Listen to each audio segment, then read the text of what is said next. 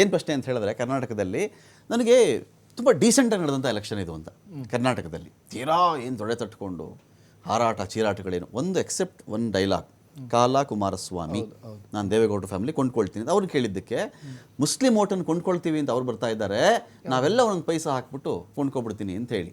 ಅದಕ್ಕೆ ಕುಮಾರಸ್ವಾಮಿ ಅವರು ಆಮೇಲೆ ಹೇಳಿದ್ರು, ಆಫ್ಟರ್ ವೋಟಿಂಗ್ ಆದಮೇಲೆ ಕುಮಾರಸ್ವಾಮಿ ಅಲ್ಲಿ ಅವರು ರಿಯಾಕ್ಟ್ ಮಾಡಿರಲಿಲ್ಲ. ಅವರು ನಾವು ಯಾವುದೋ ಟೈರ್ ಅಂಗಡಿ ಇಟ್ಕೊಂಡಿರೋರು, ಪಂಚರ್ ಅಂಗಡಿನೋ ಗ್ಯಾರೇಜೋ ಇವ್ರು ಇಟ್ಕೊಂಡಿರೋರು, ಇವರೆಲ್ಲ ಬಂದು ದೇವೇಗೌಡರು ಕೊಂಡ್ಕೊಂಡ್ಬಿಡ್ತಾರಂತ.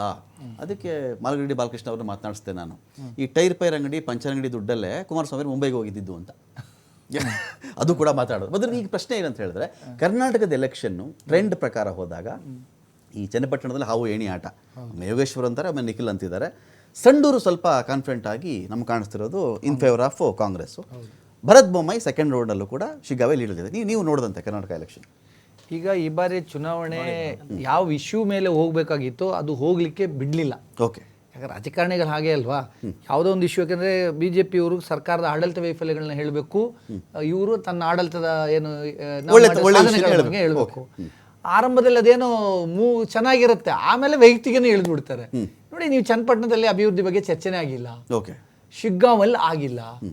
ಈಗ ಶಿಗ್ಗಾಂವಲ್ಲಿ ಏನು ಆತಂಕ ಅಂದರೆ, ಬಸವರಾಜ ಬೊಮ್ಮಾಯಿಯವರು ಆ್ಯಕ್ಚುಲಿ ಅಲ್ಲಿ ಇಷ್ಟು ವರ್ಷಗಳ ಕಾಲ ಅಲ್ಲಿ ಶಾಸಕರಾಗಿದ್ದವರು.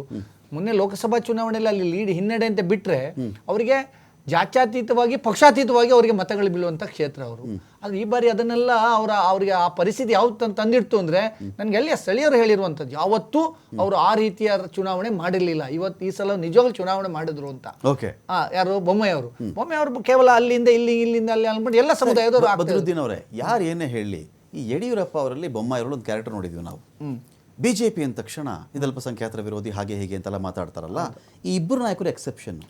ಇದೇ ಬೊಮ್ಮಾಯಿ ಅವರು ವಕ್ಫ್ ಆಸ್ತಿ ವಿಚಾರಕ್ಕೆ ಸಂಬಂಧಪಟ್ಟಂತೆನೆ ಅಲ್ಪಸಂಖ್ಯಾತರ ಮೀಟಿಂಗ್ ಅಲ್ಲೇನೆ ಜೋರಾಗಿ ಹೇಳಿದ್ದಾರೆ, ಅದು ನಿಮ್ಗೆ ಸೇರ್ಬೇಕಾಗಿ ನೀವು ತಗೊಳ್ಳಿ, ದೇವ್ರದದು ನಿಮ್ದದು ಅಂತೇಳಿ ಅವರದೇ ಭಾಷೆಯಲ್ಲಿ ಕೂಡ ಉತ್ತರ ಕೊಟ್ಟಿದ್ದಾರೆ. ಇವರಿಬ್ಬರೇ ಬಿಜೆಪಿ ನಿಮ್ಗೆ ಈ ತರ ಸಿಗೋದು ಅಲ್ಲ. ಅವ್ರಿಗೆ ಪರಿಸ್ಥಿತಿ ಯಾವ ತರ ತಂದಿಟ್ಟು ಬಿಟ್ಟಿದ್ದಾರೆ ಅಂದ್ರೆ ಅವ್ರು ಕೂಡ ಮಾತಾಡ್ಬೇಕೀಗ.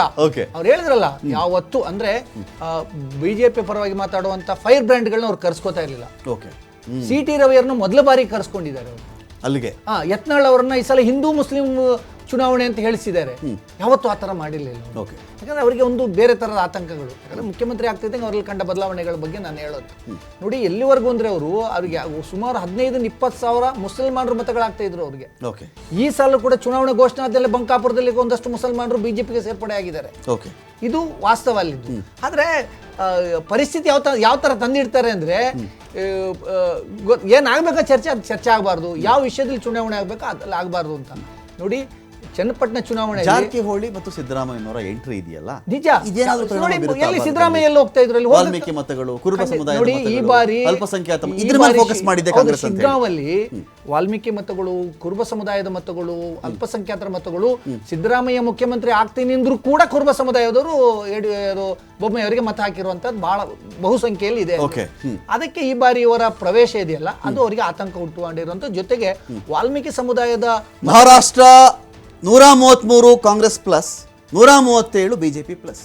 ಆರಂಭದಲ್ಲಿ ನಾನೇ ಅಜಗಜಾಂತರ ಅಂತ ಓದ್ದೆ, ಎಲ್ಲಿ ಕಾಂಗ್ರೆಸ್ ಎಲ್ಲಿ ಬಿಜೆಪಿ. ಬಟ್ ಮಹಾರಾಷ್ಟ್ರ ನಿಮ್ಗೆ ಯಾಕೋ ಇದು ಬೇರೆ ತರನೇ ಹೋಗ್ತಾ ಇದೆ ಅಂತ ಬದ್ರುತ್ತೀನಿ ಸರ್. ನಾನು ಕೊಲಿಗ್ ಆಗಿದ್ರೆ ಅನ್ನೋ ಸಲಹೆ ಮೇಲೆ ಬದ್ರು ಇಲ್ಲ ನಿಮ್ಮನ್ನು ಕೂಡ ನಾನು ಬಹಳ ಸಲಹೆ ಮಾತಾಡೋದು. ಸೊ ಚುನಾವಣೆ ಯಾವ ರೀತಿ ವಿಷಯ ನನಗೆ ಬಹಳ ಆಶ್ಚರ್ಯ. ಒಂದು ಹೇಳಿಕೆ ಮೇಲೆ ಚುನಾವಣೆ ಆಗಬಾರ್ದು.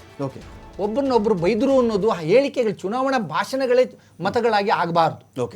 ಇಶ್ಯೂ ಬೇಸ್ಡ್ ಚುನಾವಣೆ. ಜನಕ್ಕೇನು ಮಾಡಿದ್ದೀವಿ ನಾವು, ಮಾಡಿಲ್ಲ ಇಲ್ಲ ಅಂದ್ರೆ ಜನರ ತೀರ್ಪನ್ನು ಒಪ್ಕೋಬೇಕು. ಮತ್ತಷ್ಟು ಮಾತಾಡ್ಸಿ ಎಲ್ಲರನ್ನು ಕೂಡ.